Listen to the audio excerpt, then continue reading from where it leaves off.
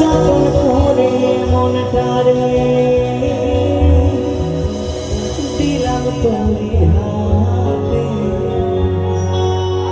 তবু কেন ছাড়ো না করলি আমার সাথে। প্রেম করে ছলনা কারা করে, ছেলেরা না মেয়েরা? মেয়েরা, তাই না? প্রেম করে এই বুক চিরে নাম কারা লেখে? ছেলেরা।